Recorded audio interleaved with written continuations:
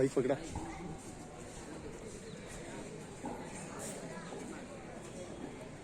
श्रीमान जी, मैं आपके सामने एक प्रस्ताव रखना चाहता हूँ।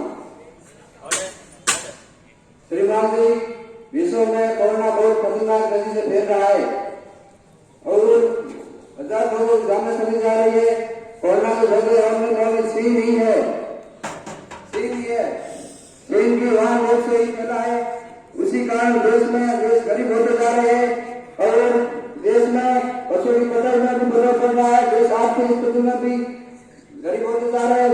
देश में लोग भी बहुत अधिक हो रहे हैं और इसी कारण चीन को दंडित किया जाए और चीन को भारी जुर्माना लगाया जाए और चीन को 50,000 करोड़ रुपए का जुर्माना दिया जाए और चीन को दंडित किया जाए। मेरा यही प्रस्ताव है आगे।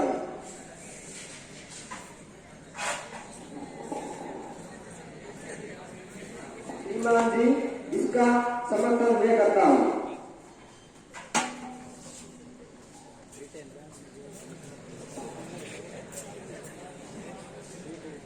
श्रीमान जी, मैं आपसे कहना चाहता हूँ कि ये सब महामारी अब चीन के कारण ही फैली है और इस चीन ने हमारे क्षेत्रों में ऐसी बाधाएं डाली है, शिक्षा में, व्यवसाय में लोगों को बेरोजगार कर दिया है और इस कारण चीन को लाखों करोड़ का जुर्माना भरकर इस चीन पर कार्रवाई करे और दंडित का जुर्माना भरा।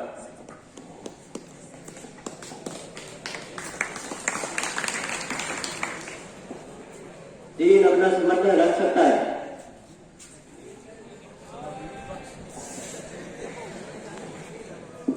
श्रीमान जी, इसका समर्थन मैं नहीं करता हूँ। हमारे देश में कोई कोरोना नहीं फैला है। ये मीडिया वाले सभी देश हमारे पर झूठा आरोप लगा रहे हैं। हमने कोरोना पर जल्दी से काबू पा लिया है, जिससे कि लोग हमारे ऊपर नाराज होते हैं और मैं अपना वीटो पावर का उपयोग करके इस प्रस्ताव को खारिज करता हूँ।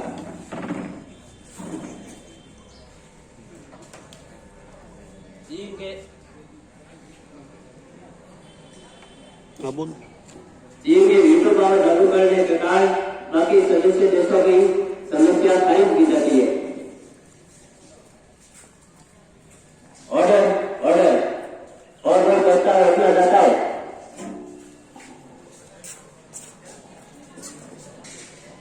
श्रीमान जी, मैं प्रस्ताव रखना चाहता हूँ। श्रीमान जी, इस वर्ष अत्यधिक बारिश होने के कारण विश्व के कई देशों में खतरनाक बीमारियां फैल रही है, जिसमें डेंगू ने विकराल रूप ले लिया है। ये बीमारी खास तौर पर एशिया, दक्षिणी एशिया और अफ्रीका में फैल रही है। ये देश गरीब होने के कारण समय पर इलाज नहीं करवा रहे हैं, जिसके कारण लोगों बहुत ही लोग बीमार हो रहे हैं। इतने बीमार हो रहे हैं कि हॉस्पिटलों में इनको एडमिट कराने की जगह तक नहीं रही और डॉक्टर इनके लिए कम पड़ रहे हैं, मेडिकल टीमें कम पड़ रही है। इनको ये देश बेरोजगार होने की कगार पे है और इनको तुरंत इनको अभी इनको आर्थिक सहायता, मेडिकल टीमें और डॉक्टरों को हेलीकॉप्टर के द्वारा अभी रवाना करने का मैं प्रस्ताव रखता हूँ।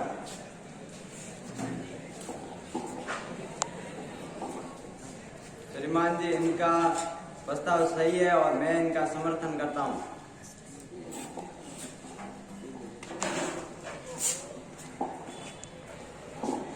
इनका समर्थन मैं करता हूँ।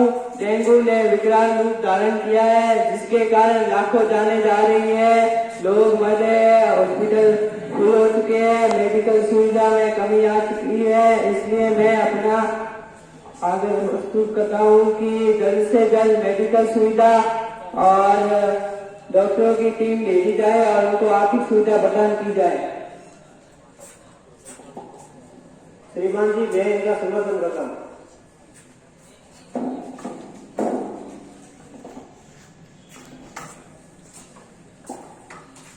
गरीब देशों की आर्थिक स्थिति बिगड़ने के कारण आज तुरंत ही वायु विमानों की तरह डॉक्टरों की टीम और मेडिकल सुविधा और किट प्रदान किए जाते हैं।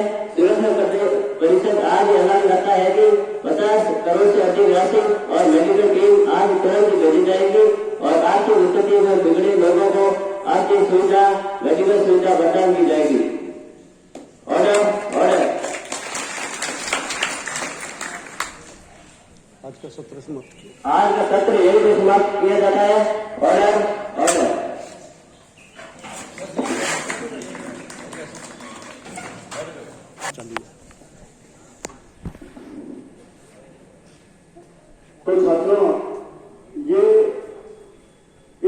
नाटिका थी और इसका विषय कोई बता सकता है किस पर था ये?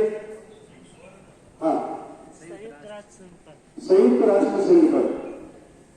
आपको पता है कल 24 अक्टूबर है और 24 अक्टूबर 1945 के दिन संयुक्त राष्ट्र संघ की विश्व में स्थापना हुई थी, यानी कल इसका स्थापना दिवस है। कल चूंकि रविवार है इसलिए ये दिवस इस विद्यालय में आज हमने मनाया और एक ऐसा नाटक के रूप में एक झलक प्रस्तुत की सुरक्षा परिषद की। संयुक्त राष्ट्र संघ केवल आर्ट्स फैकल्टी का विषय नहीं है। संयुक्त राष्ट्र संघ पर प्रतिवर्ष चाहे वो IAS की परीक्षा हो, RAS की हो, पटवारी की हो, ग्राम सेवक की हो, कांस्टेबल की हो, लीड की हो या शिक्षक की अन्य भर्ती हो, सभी परीक्षाओं में जनरल नॉलेज के अंतर्गत संयुक्त राष्ट्र संघ पर 2-3 प्रश्न प्रतिवर्ष आते हैं हर एक परीक्षा में। तो जो साइंस लेकर पढ़ रहे हैं, जो कॉमर्स लेकर पढ़ रहे हैं और जो आर्ट्स लेकर पढ़ रहे हैं, सबके लिए जरूरी है कि संयुक्त राष्ट्र संघ क्या चीज है, उसकी कार्यप्रणाली कैसी है।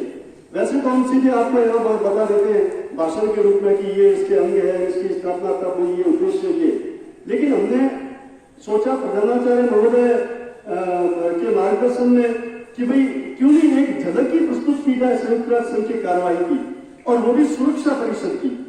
सुरक्षा परिषद विश्व की सर्वोच्च शक्तिशाली संस्था है। सुरक्षा परिषद से शक्तिशाली कोई संस्था इस विश्व में नहीं है। इस पे 15 देश होते हैं, 5 स्थायी सदस्य और 10 अस्थायी सदस्य। 5 स्थायी सदस्यों को वीटो पावर होता है, जैसा कि आपने देखा कि चीन ने अभी एक सिंबॉलिक रूप से चीन ने अपने वीटो का यूज किया। निषेध शक्ति, इसके ऊपर आरोप लगाए थे कि 50 लाख करोड़ रुपए का जुर्माना भरे कोरोना के कारण, कोरोना फैलाने का इन पे आरोप लगा, लेकिन सुरक्षा परिषद में चीन ने उसको अपने वीटो से खारिज कर दिया और अन्य 14 देश देखते रह गए। यानी ऐसा ये पावर है। भारत भी इस पावर का सशक्त दावेदार है। हालांकि भारत को अभी तक ये दावेदारी मिली नहीं है, सदस्यता मिली नहीं है स्थायी सदस्य की, लेकिन स्थिति अनुकूल नहीं तो शीघ्र ही मिल जाएगी। खैर, संयुक्त राष्ट्र संघ 24 अक्टूबर 1945 के दिन स्थापित हुआ। 5-6 दिन बाद ही 30 अक्टूबर 1945 के दिन भारत इसका सदस्य बना और 75 वर्ष की इस यात्रा में संयुक्त राष्ट्र संघ ने कई सफलताएं हासिल की। विश्व के कई देशों के विवादों को निपटाया है। खासतौर से कांगो संकट, जब विश्व युद्ध होने वाला था तो कांगो संकट मिसाइलें, परमाणु मिसाइलें तैनात कर दी गई थी रूस द्वारा। उस समय संयुक्त राष्ट्र संघ के माध्यम से इस संकट का हल किया गया और भी देशों में बहुत सारी समस्याओं का हल किया गया। शांति सेनाएं भेजी गई। इराक युद्ध जब कुवैत पर आक्रमण किया था इराक में, उस समय भी संयुक्त राष्ट्र संघ ने अपनी महत्वपूर्ण भूमिका निभाई। और केवल युद्ध ही नहीं बल्कि विश्व की आम जनता के लिए पर्यावरणीय सुरक्षा और औषधीय सुरक्षा, मेडिकल की बहुत सारी रिलीफ देता है संयुक्त राष्ट्र संघ। संयुक्त राष्ट्र संघ के माध्यम से कई स्कीमें चलती है, जैसे बाल कुपोषण, बाल शिक्षा, बालिका शिक्षा, जनसंख्या नियंत्रण, इन सब चीजों पर भी काम किया जाता है। एड्स हो, चाहे इबोला हो, चाहे कोरोना हो, ये जो महामारियां जब फैली है, इन्होंने अपने पांव फैलाए हैं, तब संयुक्त राष्ट्र संघ के माध्यम से इनको बाधित करने यानी इनको रोकने के लिए कार्य किया गया है। तो संयुक्त राष्ट्र संघ एक बहुत बड़ी संस्था है। 193 के लगभग इसके सदस्य है। भारत उसका एक सक्रिय सदस्य है। भारत ने शुरू से ही इस पर अपना योगदान, इस संस्था में अपना योगदान दिया है।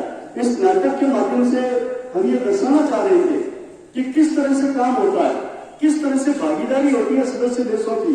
ये देखिए, सभी इन बच्चों ने बहुत मेहनत की है। इन छात्रों ने 3-4-5 दिन में बहुत मेहनत करके ये आपके सामने पेश हुए हैं। एक बार इन सभी छात्रों का तालियों से बहुत अच्छा, धन्यवाद। मैं बहुत ज्यादा समय नहीं लूंगा क्योंकि पॉलिटिकल साइंस वाले तो सभी जानते ही है संयुक्त राष्ट्र संघ के बारे में। नहीं जानते तो अच्छी तरह जान लेना। 12वीं कक्षा में पाठ भी है और मैं आपको दावे के साथ कहता हूं कि 4-5 नंबर के प्रश्न बोर्ड की परीक्षा में इस पाठ में से आएंगे, संयुक्त राष्ट्र संघ के एक पाठ में से।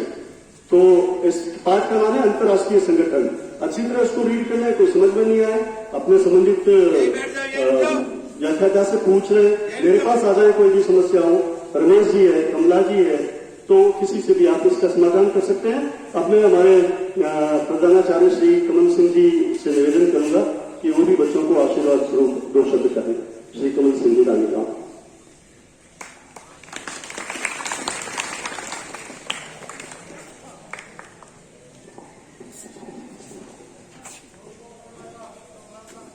पूरे विश्व का एक बहुत बड़ा संगठन जिसने पूरी दुनिया को दिशा दी है और एक प्रजातांत्रिक तरीके से कार्य करने की व्यवस्था पूरी दुनिया में लागू की। वर्षों पहले इस प्रकार की व्यवस्था नहीं हुआ करती थी। अलग अलग राष्ट्र अपनी समस्याओं के लिए जूझते थे, लड़ते थे, कार्य करते थे और यदि कोई बीमारी या इस प्रकार की महामारी फैल जाती थी तो दुनिया से कहीं भी उन्हें सहारा नहीं मिलता था। दुनिया के विद्वान देशों ने और तत्कालीन लोगों ने इस बात को अनुभव किया और जैसा कि हम जानते हैं, हमारे देश में पुरातन काल से भी ये माना जाता है वसुधैव कुटुंबकम। ये इस पृथ्वी पर जितने भी लोग रहते हैं ये कुटुंब है, एक परिवार है। ये देश तो हमने बनाए हैं, सीमाएं तो हमने बनाई है, मगर दुनिया का कोई भी इंसान इस पृथ्वी के परिवार का सदस्य है और इस परिवार के सदस्य की समस्या का समाधान करना परिवार के प्रत्येक नागरिक का दायित्व बनता है। ऐसी परिस्थिति में संयुक्त राष्ट्र संघ जिसकी स्थापना की गई और दुनिया के लगभग सभी राष्ट्र इसके सदस्य हैं और कुछ सदस्यों को विशेष दर्जा दिया गया है, जिसे आपने देखा वीटो, विशेषाधिकार है उनको। विशेषाधिकार इस बात का है कि जो ये 5 राष्ट्र है जिनके पास विशेषाधिकार है, अमेरिका, ब्रिटेन, रूस, फ्रांस और चीन, ये 5 राष्ट्र किसी भी देश पर अन्याय या अत्याचार होता है तो अपने वीटो पावर का उपयोग कर उसके लिए जूझने का प्रयास करते हैं। अन्य सदस्य भी इसके मेंबर हैं, कार्य करने के जिस प्रकार से मेंबर होते हैं वो भी अपनी समस्याएं रखते हैं और उन 15 राष्ट्र में भारत भी हमारा एक सदस्य है। संयुक्त राष्ट्र संघ की कार्यकारिणी की अध्यक्षता करने के लिए भारत को भी ये दायित्व मिला है इस बार, मगर अपनी सीमाओं में रहते हुए, अपने अधिकारों में रहते हुए ये कार्य किया जा सकता है। इस व्यवस्था को हम ग्राम स्तर पर ग्राम पंचायत को देखते हैं, जिला स्तर पर जिला परिषद को देखते हैं, राज्य स्तर पर एवं विधानसभा और उसकी कार्यकारिणी को देखते हैं और राष्ट्रीय स्तर पर हमारी संसद ऐसा ही कार्य करती है जो इससे कुछ मिलता जुलता है।